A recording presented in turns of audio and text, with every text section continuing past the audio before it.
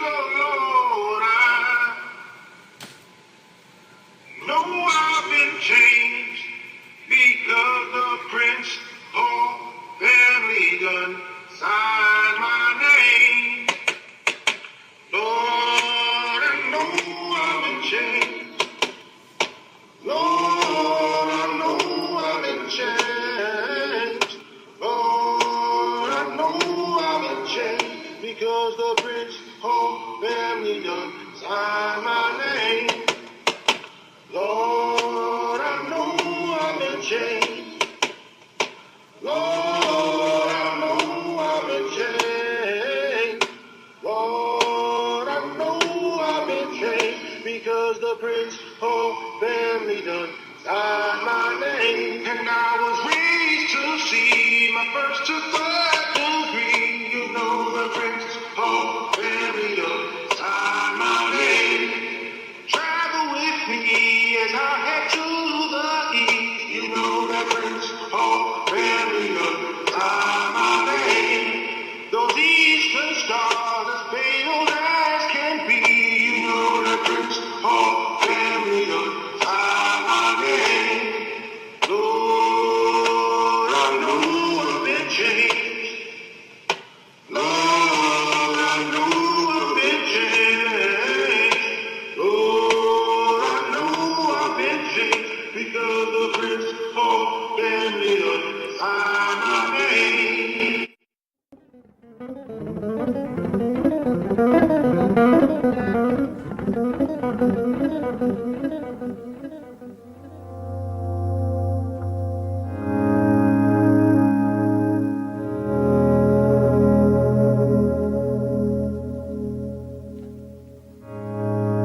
They have us down as a secret organization.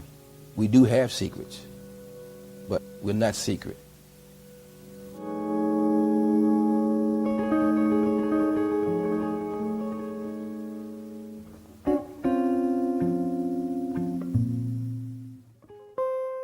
The whole aura of the 14 of the U.S. presidents being Masons, and so many individuals signing the Declaration of Independence being Masons. You don't see big signs posted around D.C. saying what we have done. We do it very quietly. We do it from the heart.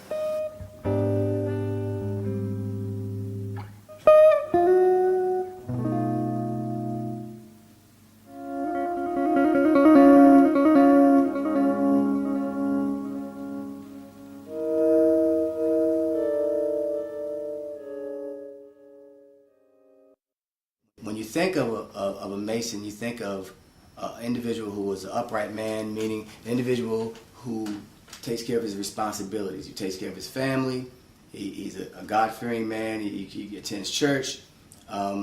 He works hard at his job, and he's involved in the community. It puts you on another level. I mean, in conversation, oh, you're a Mason? Oh wow. You knew something. I spoke to a guy one day. I said, "Do you need any help putting this lady in the car?" She was old. And he said, "No, I don't, but I appreciate you helping me." And I saw a ring on his finger, and I asked him about that ring. It was the compass and square. And he told me that he was a Mason. Well, in those days, because Prince Hall was African American, because he was black, he was not allowed to join Freemasonry at that time. So he chartered a British military lodge. The fact of the matter is that Prince Hall knew that by banding together these individuals, for whatever reason, it definitely would set the stage, and it did. It set the stage. Before 2001, before we signed an agreement with them to recognize one another, it wasn't that easy for us to communicate with the Caucasian Lodge. We were here, they were there, and we stayed our differences. From probably 1775 up to 1989, predominantly white Freemasonry adamantly stood on the fact that Prince Hall Freemasonry were irregular, bogus, or clandestine, that it was not legitimate. Prince Hall Masons emerged out of the experience of segregation. I mean, they were denied admission in many, if not all. There was, I think, a few exceptions with the early Prince Hall, but were essentially denied admission into white fraternal orders.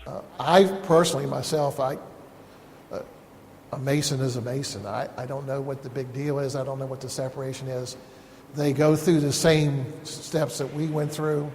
The basic thing that I would like for people to understand about Masonry, that we're just common people.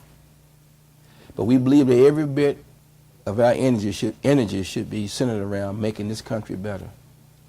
Many, many years ago, 1775 all the way through to 1822, when we became a part of the Prince Hall family in Washington, D.C.,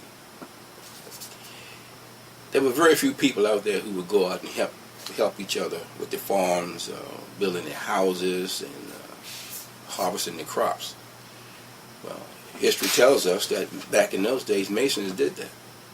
Within the black community at that time, and for a good hunk of time after, the idea was that as you rise, you raise others with you. And so there was that kind of self-help and uplift kind of theme that was present. And again, that also reflects many themes in broader American culture during that time. It is an opportunity for people to actually raise their status. I mean, there's no difference between the lawyer and the doctor and the guy that picks up the trash in Masonry. There's no difference between them. As a matter of fact, the guy who picks up the trash may have more rank than the guy who's a lawyer and doctor in Masonry. Young men became members, and one of the attractions, or numerous attractions, but one of the attractions was that they would be in rather close contact in lodge meetings and rituals and the like with some of the older members of the community who might be in a position at some point to give them a hand. It's also true that many of those who became active in the lodges and who rose up in through the lodges also played very important roles in the broader black community. Most of what you find in Masonry is just how to live, and it comes from, those books that we all have right in our own homes.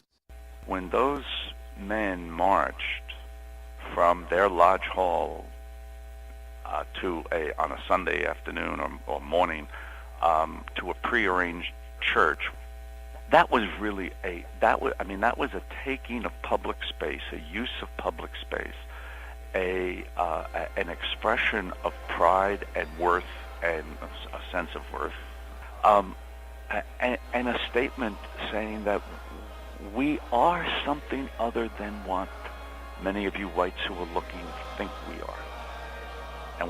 But the emphasis was not so much to convince the whites, but was to remind everybody in the black community who was also watching that this was powerful.